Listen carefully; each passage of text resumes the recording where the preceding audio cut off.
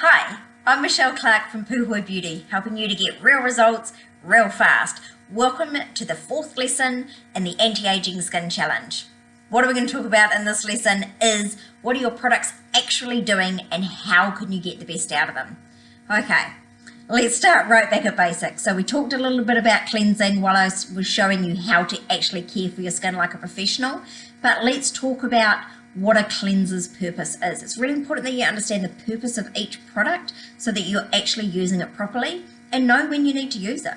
So a cleanser, pretty easy, right? The purpose is to cleanse all of the makeup and the dirt off your skin, but not all products are created equal. A cleanser, for it to work, must have a small enough molecule to actually work over the surface of the skin. If it has a large molecule, it's just going to clump everything together. So it needs to have a decent sized molecule. Unfortunately, smaller molecules are more expensive. Doesn't necessarily mean you won't find a good, cheaper cleanser. Sometimes you can, but you need to really think about how that cleanser feels on your skin. Does your skin feel clean afterwards? Great, but does it feel squeaky clean? Now, squeaky clean is not always good. That's sometimes where we run into trouble. We think that really tight, squeaky clean means good. But what happens is if your skin is actually feeling squeaky clean after a cleanse, it means you've stripped too many of the oils off the skin. Now, we don't want to strip the oils off the skin because they're there to protect you. We just want to clean the skin. So let's talk a little bit about what those oils on the skin are. So when you feel your skin and it feels a little bit slippery, what you're feeling is the acid mantle. Now, the acid mantle isn't just oil. Yes, it is partly oil. So where you have a hair follicle, that's where the oil comes from. So your hair follicle is kind of like a little sac.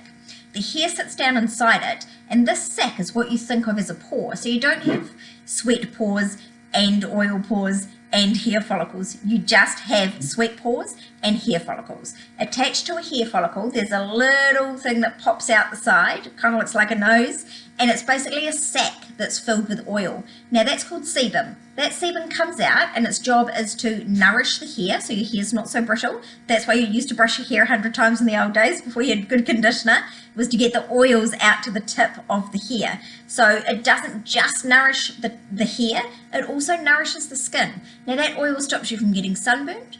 It stops the wind from coming and stealing the moisture from your skin, and it really does keep you protected. Oil is not bad on the skin. The only time the oil becomes bad on the skin is when we're leaving old rancid oil there. You know, like when you have nuts and they go slightly rancid? Same thing can happen with your skin. You need to be cleaning the oil off gently so that you can have fresh new oil come onto the surface of the skin. If you have a really oily skin, yes, you're going to use something a little bit stronger, and if you have a drier skin, you're going to use something a little bit different. But if you have an oily skin, I still don't want you stripping it. So really think about the purpose of the cleanser to be cleansing depending on the type of oil that you have there. If you have a really, really dry skin, you might choose to use a cleansing oil. But it has to be good quality and it has to be small, minute molecules. If you have an aged skin, like me, you might choose to use a cream cleanser with an AHA in it. Now, that AHA is going to help to break down the glue that holds the skin cells together and remove them off. Because remember, that's what happens with aging. My skin cell turnover has slowed down, so I need to give it a little bit of a boost. The great thing with AHA cleansers is that they also brighten up the skin and they start to deal with pigmentation, which we all have as we age, especially if we live in New Zealand. So think about what you actually want your cleanser to do. Now, there are so many cleansers out there. I would thoroughly recommend that even if you don't buy any products off me, come and have a free skin consultation. I mean it. I'm always happy to do free skin consultations because I want you to be using the right things. My mission really is to help you to look as good as you possibly can. So that's cleansers. Okay, toners. What does a toner do? In the past, you had to use a toner to take the cleanser off your skin because the cleansers were rubbish.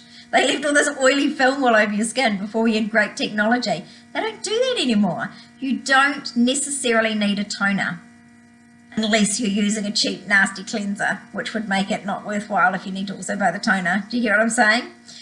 So the purpose of a toner, if I ever sell a toner these days, I tend to make it myself because the only thing that you need that toner to do is to be hydrating your skin. Everyone that makes their own products and is selling toners is going to be arguing with me, but I don't care. I've been in this industry for 25 years. I know what works, and I'm here to tell you the truth, and I'm not afraid to tell you the truth. I won't tell you need a product if you don't need it. It's dishonest, and it makes me feel sad that sometimes my industry does do that. So I'm here to tell you the truth. You do not need a toner unless you have a dry skin like mine, and when you cleanse your skin and you go to put your moisturizer on, it goes and sucks it all in. Then I make you a great toner. And if you'd like to talk to me about that, always happy to talk to you. But basically it's to spray over the skin and hydrate it so that the surface level skin cells are hydrated, and then your moisturizer and your serums can actually get deeper in and do what they're supposed to do. Now let's talk about eye makeup remover. Yes, if you're wearing eye makeup, you do need a different eye makeup remover because the skin around the eyes is much more delicate than the skin on the rest of the face. Sometimes I get lazy and I use my cleanser all over my face, and what happens is the next day I have puffy eyes. So when I'm being very good, which is most of the time because I'm vain, is I use my gentle eye makeup remover, which doesn't just take makeup off. It's so strong it could literally get concrete off, but it's really gentle on the skin. And I use it because it melts it off gently without me having to scrub. And it also has decongesting agents in it. So yes, you do need a separate eye makeup remover product if you are wearing makeup.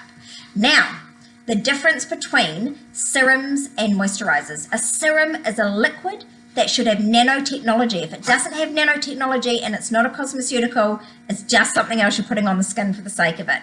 It has to have lipospheric and nanospheric technology in order for it to get down to the deeper layers, the bottom of the epidermis and the beginning layers of the dermis to do its work. So it must be a liquid. Then we look at moisturizers. So the purpose of moisturizers is to cover the skin, to actually protect the skin. So you really need a moisturizer that doesn't have thick cloying oils. Again, we want the small little molecules, but the whole purpose of it is to actually look after the skin. So it does need to be thick enough, and it should sit on the surface of the skin. I personally tend not to use moisturizers that have a sunblock in and also moisturize because they have two different purposes. So the moisturizer is supposed to sink into the first couple of layers of the epidermis and provide some protection, whereas the sunblock is supposed to sit on the surface and reflect the light. So that's just some wee information there for you about the uses of your different products. I hope that's been helpful, and I'll see you in the last lesson soon. Ciao.